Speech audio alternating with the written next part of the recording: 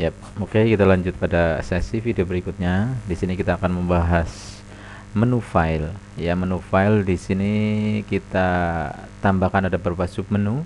Yang pertama ada setting modal, kemudian ada store, kemudian ada user, ada logout. Nah, untuk yang pertama itu ada setting modal.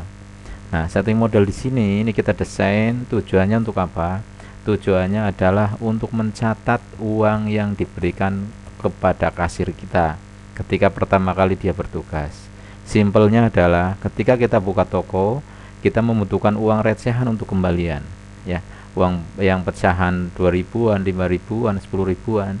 Nah, itu tujuannya apa? Ketika nanti kita buka toko, ada pembeli pertama dengan uang besar, kita nggak kerepotan dalam mengembalikan uangnya. Nah, ini uang yang kita masukkan ke dalam laci pada saat pertama kali buka toko, itu adalah modal awal. Nah, untuk modal awal ini kita perlu masukkan. Misalkan contoh kasir, kita kasih modal pertama itu 250.000, ya. Kita masukkan di sini angka 250.000. Nah, tentunya 250.000 ini nanti dalam bentuk uang pecahan. Ya, ada 2000-an, ada 5000-an, ada 10.000-an, 20.000-an, sesuai dengan kebiasaan pada saat kita buka toko. Bahkan sampai uang recehan 500-an atau 1000-an pun kita siapkan. Nah, ini untuk bekal apa? Biar tadi tidak repot dalam mengembalikan, ya, ketika pelanggan kita membeli dengan menggunakan uang besar. Nah, ini namanya setting modal. Nah, setting modal ini nanti bisa masuk di file menu setting modal. Nah, untuk setting modal itu sendiri itu akan selalu di reset, ya. Akan selalu di reset ketika kasir itu melakukan tutup toko. Nah, jadi menu setting modal ini kalau belum kita atur lewat menu file setting modal, otomatis nanti akan ditanyakan ketika kita masuk ke dalam menu transaksi. Ya, jadi nanti otomatis diingatkan. Kita belum melakukan setting modal, tapi kita langsung masuk menu transaksi untuk pertama kali, itu kita akan diingatkan dengan namanya setting modal. Nah, nanti munculnya seperti ini tampilannya kalau sudah kita klik tombol OK. Nah, itu untuk menu setting modal. Nah, selanjutnya itu untuk menu store. Nah, store ini kita gunakan untuk kasir, ya, pada saat dia tutup toko. Ya, misalkan kita menggunakan sistem shift ini. Nah, toko kita buka dari pagi sampai siang, itu untuk kasir pertama. Kemudian nanti dari siang sampai sore itu nanti masuk kasir kedua. Sore sampai malam itu nanti masuk kasir ketiga. Nah, ini kasir 1, kasir 2, kasir 3 itu kita harus beri tanggung jawab penuh seperti yang pada video sebelumnya kita udah jelaskan. Itu terkait dengan hak akses, ya, dimana nanti kasir, sesama kasir, dia tahu passwordnya sendiri, tapi dia tidak akan bisa masuk menjalankan transaksi ketika transaksi sedang ditugaskan oleh kepada salah satu kasir. Ya, sama-sama kasir, tapi dia tidak bisa masuk ke aplikasi penjualan. Karena apa? Itu bukan tanggung jawab dia. Orang lain yang sedang kita kasih tugas untuk bertugas sebagai kasir. Nah, makanya untuk membedakan tugas kasir 1, kasir 2, kasir 3, ini kita awali dengan buka toko. Buka toko kita awalinya dengan setting modal. Nah, untuk ganti kasirnya kita akhiri dengan store atau tutup toko. Nah, tutup toko di sini kita nggak desain by jam, ya, karena memang macam-macam usaha itu bisa tutup tokonya masing-masing, bisa cukup satu user kasir saja, bahkan kita bisa multi user kasir dalam satu operasional toko dari pagi sampai dengan tutup toko. Nah, ini kita memfasilitasi seperti ini biar nanti saudara itu bisa membedakan mana pendapatan kasir pertama, mana pendapatan kasir kedua, mana pendapatan kasir ketiga. Nah, untuk melihat pendapatan itu nanti kita bisa lihat lewat menu store di sini.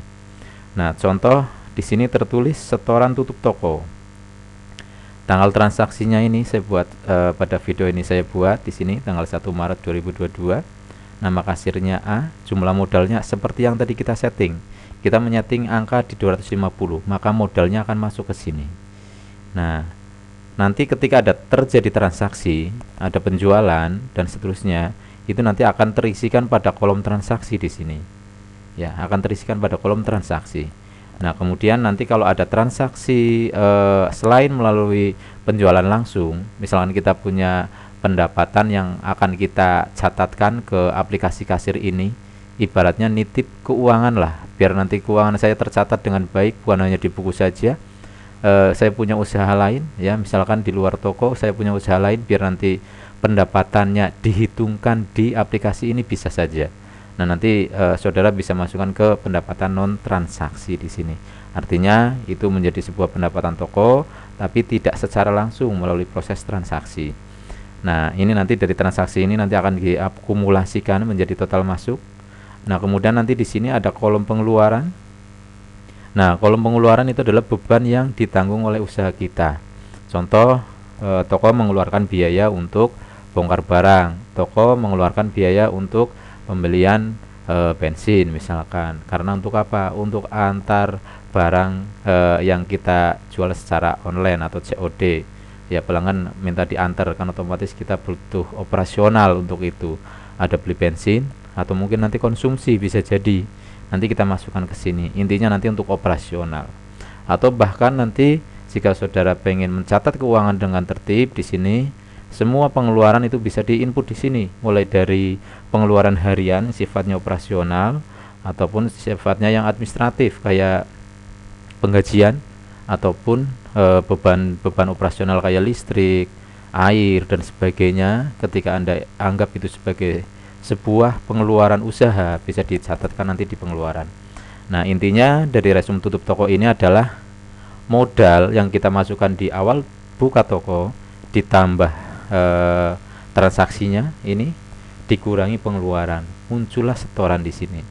Nah, jadi uang yang dimasukkan uang yang ada di laci itu berarti sejumlah ini. Jadi kasir itu sebenarnya bisa ngecek setiap saat, sebenarnya uang di laci saya itu ada berapa. Jangan-jangan saya kurang nanti ketika tutup toko, atau bahkan mungkin lebih. Nah, jadi kasir itu bisa ngecek setiap saat nanti lewat file setor. Oh, uang di laci harusnya segini. Oh, ini lagi sepi nih, nggak ada pelanggan. Oke, saya hitung ulang uangnya. Hitung uang ulangnya, uangnya sebelum saya setorkan. Oh, ada segini. Saya cek di laci. Oh ya, benar. Nah, ini adalah wujud dari tanggung jawab si kasir terhadap uang yang ada di laci. Nah, ini bisa dicek setiap saat. Jadi nanti kalau ada selisih, nanti kasir bisa secepatnya mencari, oh tadi ada yang belum ke input transaksinya. Waduh, oh ya itu tadi ada orang beli tapi gugup belum saya input transaksinya. Jadi nanti si kasir nanti akan selalu bertanggung jawab terhadap keuangan yang menjadi tanggung jawab dia. Nah, ini adalah file store seperti itu. Jadi ini nanti adalah untuk mengetahui si kasir A dia harus setor uang sejumlah berapa pada saat tutup toko. Nah, oke, ini saya buat simple transaksi saja. Nanti kita akan jelaskan untuk model transaksinya pada video berikutnya. Nah, ini saya akan tambahkan transaksi biar nanti di sana akan muncul nilai transaksi sejumlah berapa, biar nanti kita kelihatan lebih real. Nah, pada saat store tokonya. Oh, ini jumlahnya ya. Oke, ini ada beberapa item barang ya, saya transaksikan di sini ya. Ini sudah ada transaksi. Nah, ini nanti kalau kita cek di sini file store sudah ada transaksi senilai 39.000. Nah, 39.000 kalau ditambahkan 250 ini. Jadi uang di laci sekarang harusnya ada 289. Dari mana? Dari modal yang 250 ditambahkan dengan transaksi penjualan barusan. Nah, contoh saya ada pengeluaran di sini, nanti saya catatkan ada pengeluaran biaya. Nah, saya input di sini untuk contoh pengeluaran biayanya ya, atas nama kasirnya siapa, pengeluarannya misalkan 10.000 itu 23. Nah, ini untuk apa? Untuk bensin misalkan. Nah, keterangannya apa? Antar barang. Nah, jadi bisa dibuat lebih detail seperti ini. Kita simpan. Nah, kita tutup saja. Pengaruhnya bagaimana pada saat store toko di sini? Jadi kita ketahuan modalnya sekian, ada transaksi nilainya sekian, total masuk uang sekian, ada pengeluaran. Jadi nilai uang yang ada di laci adalah modal ditambah transaksi dikurangi pengeluaran, jadilah uang yang ada di laci. Jadi kasir dia harus setor sejumlah uang ini ketika dia nanti tutup toko. Nah, ini sekilas fitur setor. Jadi fungsinya untuk apa? Satu, fungsinya untuk laporan pada saat kasir untuk tutup toko. Yang kedua, fungsinya untuk apa? Fungsinya adalah untuk cek ya, untuk cross check setiap saat kasir terhadap tanggung jawab uang yang menjadi tanggung jawab dia. Nah, uang di laci ada berapa? Ya, bisa dicek setiap saat di sini. Oke, misalkan ini saya selesai, toko udah tutup, maka saya bisa klik tombol store di sini. Nah, begitu klik tombol store, maka sistem itu akan mereset di sini, akan direset dari awal ya, akan direset dari awal sehingga nanti kita anggap sebagai, ketika kita masuk lagi maka dianggap sebagai kasir baru ya, karena kita sudah melakukan file store di sini ya. File user pada video sebelumnya kita sudah jelaskan fitur-fiturnya sama fungsinya untuk apa. Nah, kemudian ada logout ya, file logout. File logout itu untuk berpindah dari user satu ke user yang lainnya. Nah, ini untuk fitur logout ya.